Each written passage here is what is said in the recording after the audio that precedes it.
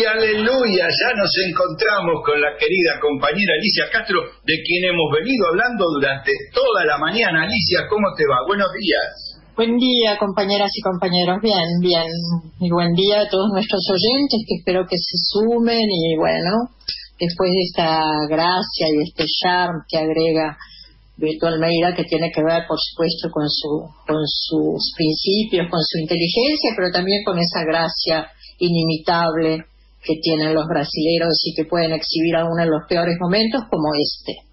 Me voy a referir muy brevemente al contexto, que lo conocemos y al que creo que tenemos que referirnos constantemente para entender a dónde estamos y a dónde podemos ir.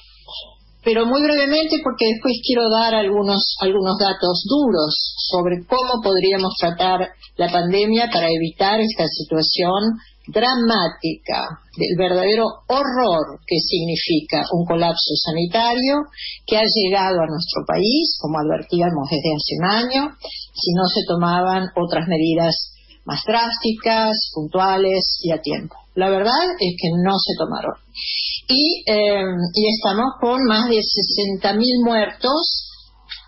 Y si nosotros hacemos una comparación que es necesaria y que yo le he publicado en mi Twitter, y se ha publicado en el tweet de la Internacional Progresista, vemos que hay 41 países que tienen más de 2.000 millones de habitantes que tienen menos muertos que la Argentina. Muy brevemente voy a decir cuáles son: Nueva Zelanda, Vietnam, Mali, Mauritania, Cuba, Madagascar, Angola, Bahrein, Namibia, Sri Lanka, Uzbekistán, Somalia, Botsuana, Jamaica, Noruega, Ghana, Congo, Mozambique, Finlandia, Australia, Camerún, Estonia, Senegal, Malasia, Kuwait, Kirguistán, Uruguay, Corea del Sur, Venezuela, Letonia, Nigeria, El Salvador, Sudán, Albania, Bielorrusia, Dinamarca, Costa Rica, Argelia, Lituania, Eslovenia, China. China tiene, como sabemos, 1.400 millones de habitantes, tiene 5.000 muertos. Estas cifras las tengo publicadas, esta tablita que hice hace unos días, porque cuando yo decía que cómo podía ser que China, donde nació el coronavirus, tuviera 5.000 muertos y 1.400 millones de habitantes, bueno, pero un país autoritario comunista. Bueno, entonces Nueva Zelanda, que tiene 5 millones de habitantes, tiene 24 muertos. Bueno, sí, pero es una isla. Y así sucesivamente.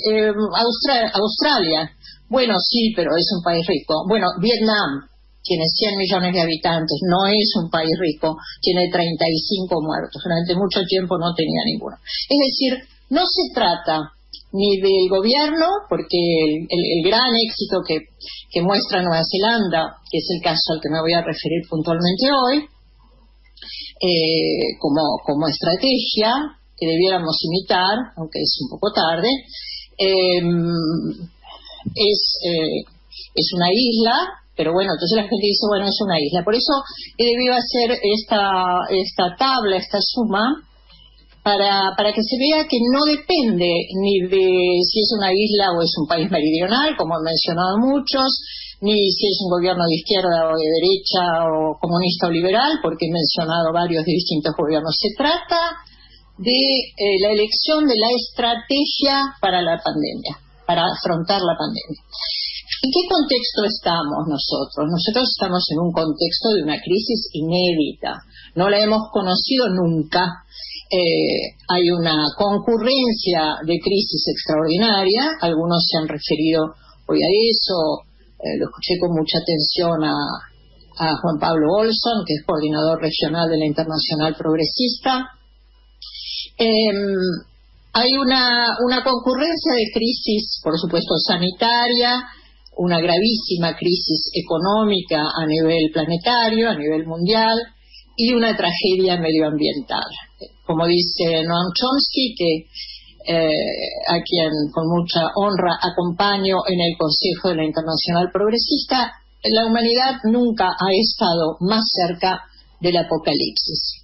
Entonces, cuando comenzó esta situación, hubieron debates muy interesantes, floridos, muy ricos, de sociólogos, de filósofos, que no permeaba tanto la política como debió haberla permeado, pero sí hubo un debate en el que todos pudimos participar. Por ejemplo, el filósofo Zizek, Z-I-Z-E-K, que es muy original, decía que la pandemia le iba a dar un golpe al capitalismo, y que íbamos a salir hacia un modelo de un nuevo comunismo, decía él, o un nuevo socialismo basado en la cooperación, en la ciencia y la solidaridad, con un gran optimismo. Al que le contestaron muchos, notablemente el surcoreano Chul Han, que dijo no, de la pospandemia el capitalismo va a volver con más pujanza, con más individualismo, con más rigor, con más sometimiento para los que menos tienen. El virus no va a ser la revolución, sigue en manos de hombres y mujeres. Entonces, en realidad, nosotros nos podíamos mover con Gramsci entre el optimismo de la voluntad y el pesimismo de la razón, pero las cosas, queridos amigos, amigas, han sido peores de lo imaginable. No es solo que el capitalismo ha vuelto con más pujanza y la desigualdad en la pandemia muestra una violencia y una profundidad inusitadas, sino que han pasado peores cosas, ¿no? Porque los dirigentes políticos, y de esto no nos hemos escapado, hacen cálculos partidarios, cálculos electorales en torno a la pandemia, en torno a si conviene o no conviene tomar medidas drásticas, qué pensará la opinión pública, y hacen encuestas. A mí esto me da vergüenza, porque además nos han conducido a errores y a muertes, a decenas de miles de muertes evitables, ¿no? En nuestro país se han cometido y se siguen cometiendo errores, porque todos estamos detestando la actitud de Rodríguez Larreta, pero ya sabíamos que Rodríguez Larreta y Macri son horribles, pero nosotros también hemos cometido errores. Trota hasta hace una semana decía que las clases no incidían en los contagios. Lamens hizo una gran campaña para fomentar el turismo en Semana Santa, desconociendo completamente las recomendaciones de los científicos que decían que juntar una población con alta densidad de coronavirus con otra que no la tenía iba a llevarnos a más contagios. Bisotti, la ministra de Salud, hace una semana decía que las fábricas y las escuelas no eran escenarios de contagio, sino solo las reuniones sociales, como si los ciudadanos se teletransportaran a la escuela o a los trabajos sin considerar el estado nefasto en que se viaja hacinado en trenes, en colectivos, etcétera. Mientras tanto, un grupo de científicos que hemos acompañado en la Internacional Progresista, me refiero a Kornblit, Gamarnik, Paenza, Resnick, Aliaga, Quiroga, etcétera, a quienes acompañamos en una carta el 15 de abril, donde le rogábamos al gobierno que cerrara fronteras para impedir la llegada de la segunda ola con variantes más transmisibles y letales, y no nos hicieron caso, lamentablemente. Desde esa fecha hasta ahora hay como 10.000 muertos más. Entonces, yo creo que yo comentaba esto el otro día con un sobrino mío, y me decía, que también pertenece a la Internacional Progresista, y es muy lúcido, me decía, tía, es una crisis civilizatoria. Es una crisis civilizatoria. Y realmente, porque me veía tan consternada y tan apegada y obsesionada con esta campaña pidiendo que cerraran las fronteras, ¿no? Y cuando hablamos de la crisis civilizatoria, vemos que también el neoliberalismo, el dogma del neoliberalismo, There is no alternative, se llamó por sus siglas de sus creadores, Reagan y Thatcher, no hay alternativa, se llegó al tratamiento de la pandemia. Entonces parece que no hubiera más alternativas que vivir con miedo, que vivir contagiados, que vivir aislados, que vivir temiendo la muerte. Y esto es el capitalismo que, compañeras y compañeros, ha demostrado en esta pandemia que no es compatible con la supervivencia humana. Alicia, creo que el tema de crisis civilizatoria que bien trabajaste, y yo creo que hay que seguir insistiendo sobre esto, porque para algunos es la crisis del 30, parecido a la crisis del 30, otro a la crisis de posguerra, pero esta, a partir de lo que vos mismo contás del neoliberalismo, del desarrollo del neoliberalismo, es mucho más grave y no hay que dejar de repetirlo, porque si no, la gente cae en lo que le proponen los medios, nosotros a veces también, como vos decís, los políticos también, en este toma y daca de cosas que son superficiales. Pero bueno, te propongo, estamos con Alicia Castro en Salir por Arriba, en AM740 Radio Rebelde, y te propongo que vos nos propongas, Alicia, un tema musical para hacer una pausa y después ir a los últimos 10 o 12 minutos del programa. Joan Baez, y nos volvemos a encontrar con Alicia Castro, un tema que ha creado mucha expectativa, que genera el debate que nosotros estamos queriendo que se produzca, y bueno, vamos a los últimos 10 minutos de Alicia Castro, no se lo pierdan. Alicia, bueno, vamos adelante. Elegí esta canción, ¿no? Porque dice ¿cuántos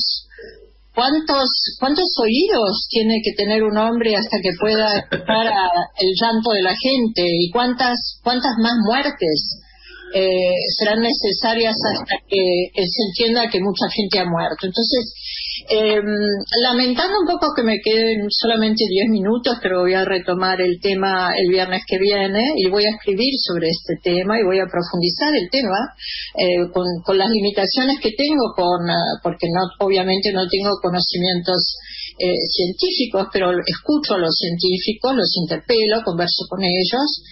Además los convocás y los apoyás.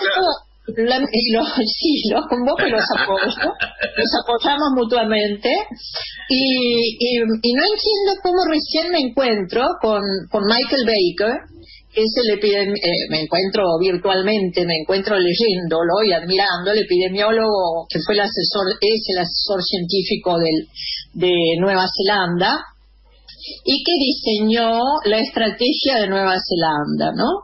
Y la diseñó pensando en China, porque todos los países, y esto es muy importante desde el punto de vista político, geopolítico, todos los países de Occidente nos hemos equivocado con la pandemia y los de Oriente no. Entonces, pongamos los ojos allí. ¿Qué medidas se tomaron en Nueva Zelanda para tener solamente 25 muertos? Está bien, tiene 5 millones de habitantes, nosotros 45 millones de habitantes. Si hubiéramos tomado estas estrategias, multiplicamos por 10, podríamos tener 250 muertos, 500 muertos, 1000 muertos. Tenemos 60.000 y pico de compatriotas muertos. Ayer, hasta ahora yo todos los días decía, es una tragedia, se mueren en silencio. Es como si se cayera un jumbo todos los días. Si se cayera un jumbo todos los días, correrían ríos de tinta, habría juicios para determinar los culpables. Se mueren en silencio, soledad, asfixiados, aislados, separados de su familia, sin un adiós. Es una tragedia. Pero ayer se cayeron 2 jumbos. Entonces, veamos Nueva Zelanda. ¿Qué medidas tomaron? Medidas estrictas y tempranas. Usaron un modelo que se llama de eliminación. Advierto que esto se conoce desde hace un año, un modelo de eliminación versus el modelo de Occidente y de Argentina, que es de supresión o de mitigación. El modelo de eliminación está basado en tomar medidas fuertes para interrumpir la transmisión de la enfermedad, interrumpirla, eliminarla, no bajar la curva, como hemos escuchado tanto en Argentina y estamos sufriendo tanto. No, fue la estrategia del tratamiento de la pandemia acá. Amesetar la curva. Claro, amesetar la curva, con lo cual nunca va a haber cuarentenas, pero no vamos a eliminar el virus. Entonces, Nueva Zelanda, copiando China y otros países de Occidente, observando China, optaron por un modelo de eliminación que se diferencia de la estrategia de supresión. La estrategia de supresión, la que se está usando en Argentina, busca reducir los casos a niveles controlables, pasando por confinamientos prolongados, primero hasta que la vacuna llegara y luego hasta que se vuelva eficaz. Este es el enfoque que han adoptado los países occidentales, ¿no? ¿Qué hicieron en Nueva Zelanda? Cerraron fronteras, pero las cerraron como una lata de sardinas cerradas, dice Kornblit, para mantener el virus alejado de sus fronteras, haciendo que los nacionales que regresaban a cuentagotas tuvieran, cuando abrieron un poquito las fronteras, porque durante 6 semanas la tuvieron cerrada las connacionales, hicieran una cuarentena de 14 días. Cuando entraron 2 mujeres del Reino Unido, que las dejaron entrar, neozelandesas, pero venían del Reino Unido, las dejaron entrar porque tenían un padre moribundo, detectaron que eran positivas y hicieron de nuevo un aislamiento total, ¿no? Entonces, acá hay 2 claves: la ciencia y el liderazgo, ¿no? El liderazgo de Jacinda Ardern, de la primera ministra, que cuando tuvo 100 casos cerró todo, y muchos protestaron, pero no hay que ser tan sensibles con las protestas de los que prefieren la muerte, o la toleran, o creen que nunca les va a llegar. Jacinda Ardern dijo, sí, tenemos solo 100 casos, pero Italia también alguna vez tuvo 100 casos, y por eso hicieron una elección estratégica correcta. Y ahora agradeció después, fue reelecta, digo, para los que miran estas encuestas, fue reelecta con gran éxito, es una lideresa, ya te diría, mundial, porque ha vencido al virus, y ya no hay más circulación de virus en Nueva Zelanda, hay actividad, han vuelto realmente a la normalidad, a lo que todos esperaban de una nueva normalidad, el new normal, andan sin barbijos, circulan tranquilamente. Y ahí sí tienen clases presenciales porque está garantizado que no circula el virus. Ahora, ¿no? Ahora, después de haber tenido que eliminarlo. Antes estuvieron cerradas no solo las fronteras, las escuelas y todas y cada una de las actividades estaba prohibida la circulación y las fronteras estaban controladas con militares. Entonces ella ahora pudo agradecer, no se precia como otros de ser el héroe, ha agradecido a un equipo de 5 millones de habitantes que acompañaron estas medidas. En cambio, ¿qué nos pasa a nosotros? ¿Qué pasa a los países occidentales? ¿Qué pasa en Europa? ¿Qué pasa en Estados Unidos? ¿Qué pasa en América? ¿No? Se nos está hablando de que vamos a tener que convivir con el virus. Y además, como no hay las suficientes vacunas, esto podemos hablar en otro momento, como no hay las suficientes vacunas y en Latinoamérica, la región más desigual del mundo, se está quedando atrás en la cadena de vacunación. Hay 25 países de Latinoamérica que no podrán vacunar al 70% de su población. 17 países de Latinoamérica no tienen ningún acuerdo bilateral para la compra. Y lamentablemente la Argentina y Latinoamérica, por efecto de los gobiernos neocoloniales, como el de Macri, como el de Bolsonaro, como antes Temer, como Lenín Moreno, que desarticularon los bloques regionales, no podemos tener una estrategia regional que sería básica para el tema de la supresión del virus y de la vacunación. Entonces, vemos el papel que juega un liderazgo firme, las decisiones firmes de una líder o de unos líderes, porque esto ocurre en los 41 países que mencioné, incluso Cuba. La elección científica de una estrategia correcta y la comprensión de que es imposible convivir con el virus 2 o 3 años entrando y saliendo con confinamientos breves. Se puede tomar otro camino, ¿no? La tecnología está. Es lo que funcionó en los países que mencioné. Lo primero es gestión de las fronteras. Estas son las 3 herramientas básicas para mi último minuto. La gestión de las fronteras. La segunda herramienta, pruebas y rastreos de contacto. La tercera herramienta, debilitar e impedir la transmisión de la población con sistemas adecuados de traza, de lugares de cuarentena establecidos y con un confinamiento intenso para eliminar la transmisión del virus, ¿no? Sabemos que Nueva Zelanda tuvo uno de los confinamientos, de los cierres más intensos del mundo durante 3 semanas. Así que la estrategia está a disposición desde hace un año, y yo sigo y seguiré reclamando, y seguiremos muchos, personas más autorizadas que yo, científicos, epidemiólogos como los que acompañamos, seguiremos reclamando que la Argentina no tolere la transmisión del virus, que generará más miseria, más muerte, más dolor, más pobreza, que no estén privilegiando, como parece hacer a veces el ministro Guzmán, el déficit fiscal para prestar ayuda a los que menos tienen en esta situación dramática, y que elijamos las medidas y la estrategia correcta para eliminar el coronavirus, no simplemente para aplanar la curva para que tengamos camas para padecer y camas para morir.